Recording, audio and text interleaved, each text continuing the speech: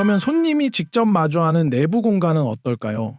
예를 들면 픽업 데스크나 베이커리 매대 같은 곳이요. 이런 공간도 매트를 잘 활용하면 훨씬 정돈된 느낌을 줄 수 있습니다. 손님 동선을 자연스럽게 정리해주기도 하고 공간에 포인트를 주는 역할도 하죠. 그리고 고급형 카페트 매트는 BCF 나일론 원사로 제작되기 때문에 먼지가 날리지 않고 원사 자체가 꼬임으로 제작되어 있어서 카페트 자체에서 먼지와 이물질을 포집해주기 때문에 위생적입니다. 자동차의 매트를 생각해 보시면 이해가 빠를 거예요. 오히려 매트가 있어서 제품이 노출되어 있는 환경에서는 먼지나 이물질을 잡아주기 때문에 최고의 솔루션이 되는 거죠. 그리고 실제로 매트를 정말 잘 활용하는 고객사들도 있어요. 예를 들면 이허로 제빵소 같은 경우는 매트를 상당히 적극적으로 활용하는 편인데 크리스마스 같은 시즌에는 프로모션용 매트를 따로 제작해서 손님들에게 평소와 다른 분위기를 느끼게 해주기도 합니다. 사실 매장 인테리어는 공사가 끝나고 나면 공간이 주는 느낌을 바꾸기가 쉽지 않잖아요. 벽을 다시 바꾸거나 구조를 바꾸는 건 부담이 크고요. 그런데 매트는 비교적 적은 비용으로도 공간의 무드나 계절감, 이벤트 느낌을 바꿔줄 수 있는 요소입니다. 그래서 잘만 활용하면 생각보다 훨씬 큰 효과를 낼 수 있어요. 그럼 커피를 반납하는 리턴 선반이 있는 매장은 어떤가요? 리턴 선반이 있는 공간은 생각보다 매트를 활용하기 좋은 자리입니다. 저는 이런 경우 선반 아래쪽에 카페트 매트를 추천드리는 편인데 가능하면 내부에서는 고급형 매트를 추천드리고 싶어요. 이유는 간단합니다. 일반형 매트는 내부에서 사용할 경우 고무 냄새가 강하게 느껴질 수 있거든요. 그런데 카페나 베이커리처럼 향과 분위기가 중요한 업종에서는 이런 부분이 꽤 크게 느껴질 수 있습니다. 반면 고급형 매트는 냄새 부분은 신경 쓰지 않아도 되고 사용되는 실 자체도 더 두꺼워서 쿠션감이나 고급스러운 질감이 살아납니다. 그래서 손님이 컵을 반납할 때도 그 공간이 더 정돈돼 보이고 좋은 인상으로 연결될 수 있어요. 또 하나 장점은 리턴 공간 자체에 시각적 가이드 역할을 할 수 있다는 점입니다. 손님 입장에서는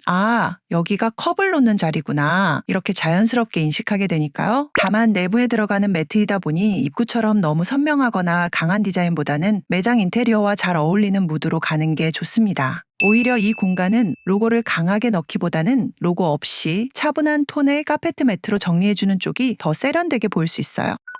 그럼 화장실 쪽은 어떨까요? 화장실 쪽은 최근에는 웨이브 매트를 많이 하는 편입니다. 이 공간은 관리하는 입장에서도 물 청소가 쉬워야 하고 손님 입장에서도 바닥이 혹시 젖어 있더라도 미끄러질 위험을 줄일 수 있어야 하거든요. 그래서 화장실 앞이나 세면대 앞처럼 수분이 생기기 쉬운 공간은 디자인적인 요소도 중요하지만 일단 관리 편의성과 미끄럼 방지가 우선이라고 볼 수 있습니다. 특히 카페나 베이커리는 전체 인테리어가 깔끔한데 화장실 앞바닥에서 지저분한 느낌이 나면 매장 전체 인상이 떨어질 수 있어요. 그래서 이런 공간일수록 오히려 매트가 더 실용적으로 역할을 해줄 수 있습니다.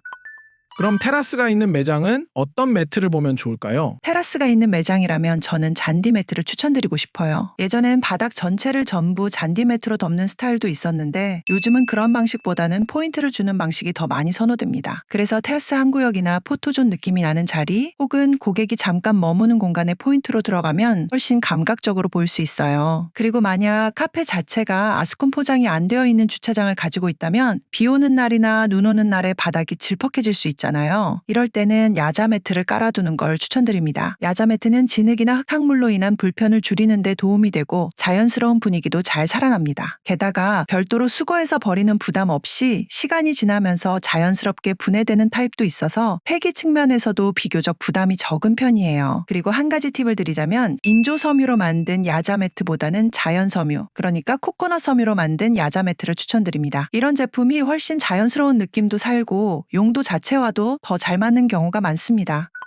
정리해보면 카페나 베이커리는 입구만 볼 게 아니라 공간별로 다르게 봐야 한다는 말씀이시네요? 맞습니다. 카페나 베이커리 같은 공간은 매트 하나도 어디에 어떻게 놓느냐에 따라 브랜드 이미지도 달라지고 운영의 편의성도 달라지고 직원들의 피로도까지 달라질 수 있습니다. 입구는 로고 매트와 레인 매트 조합으로 브랜드와 청결 관리를 같이 잡을 수 있고 제조 공간은 피로 방지 매트나 쿠션 코일 매트로 직원 편의성을 높일 수 있습니다. 픽업 데스크, 매대, 리턴 선반 같은 공간은 고객 경험과 공간의 정돈감을 만들 수 있고, 화장실 쪽은 웨이브 매트로 관리 편의성과 안전성을 챙길 수 있습니다. 또 테라스에는 잔디 매트, 비포장 야외 구간에는 야자 매트처럼 공간의 성격에 맞춰서 접근하면 매장을 훨씬 더 완성도 있게 만들 수 있죠. 결국 매트는 그냥 바닥에 까는 부속품이 아니라 공간의 분위기와 운영의 편의성을 동시에 잡아주는 요소라고 생각합니다. 특히 창업 준비하시는 분들이라면 입구만 보지 마시고 매장 안쪽, 직원 동선, 화장실까지 전체 흐름으로 한번 보시면 훨씬 도움이 될 거예요. 카페나 베이커리 창업을 준비하고 계시다면 로고 매트 하나로 끝내지 마시고 공간별로 어떤 매트가 필요한지 같이 보시는 걸 추천드립니다. 입구는 브랜드의 얼굴이고, 내부는 운영의 효율이고, 직원들이 오래 서 있는 자리는 배려의 영역이고, 테라스와 화장실은 관리의 디테일입니다. 이런 작은 차이들이 모이면 결국 손님이 느끼는 매장의 완성도가 달라집니다.